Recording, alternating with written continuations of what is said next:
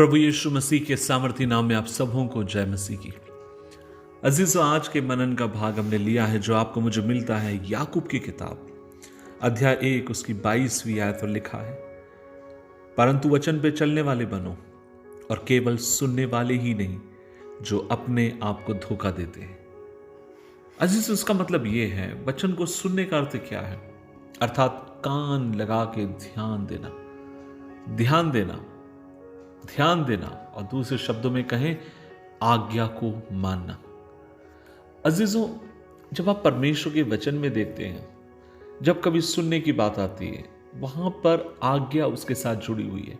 और परमेश्वर का वचन आपको मुझे इस बात को स्पष्ट करता है कि हम परमेश्वर के जब वचन को सुनते हैं, तब उसके जो शब्द आपसे मुझसे कहता है, हमें उसको न केवल सुनने की जरूरत है, वरन हमें उसमें कार्य लाने की जरूरत है।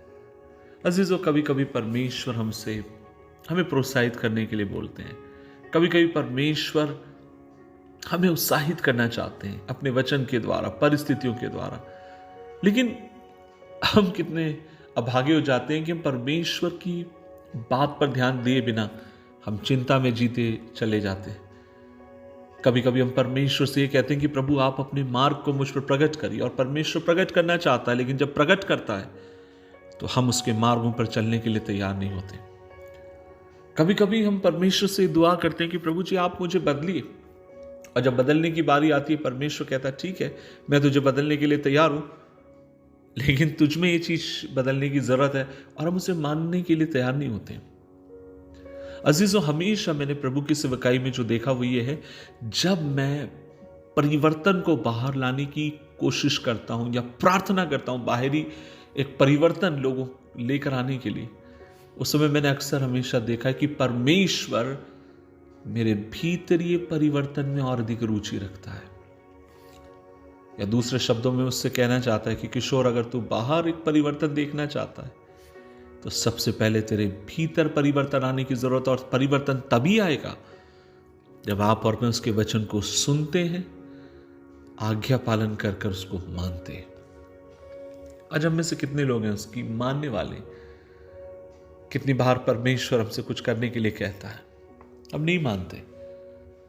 कितने बार परमेश्वर के वचन को पढ़ते समय प्रभु हमारे पापों को हमें याद दिलाता है, और हम उन्हें मानते हैं, कुछ देर के लिए हम फील करते हैं, लेकिन फिर भी हम उसको छोड़कर मन फिराने के लिए तैयार नहीं।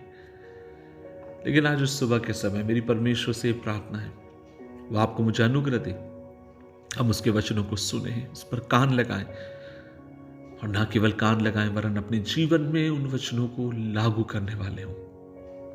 प्रभु हमारी सहायता करे, प्रभु हमें कृपा प्रदान करे। दुआ करें।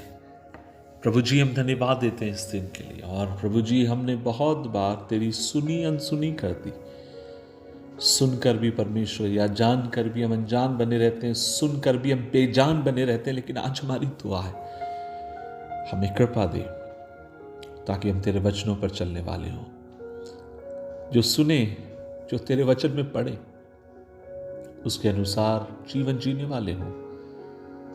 यीशु मसीह के नाम से मांगते हैं, आमीन, आमीन, आमीन।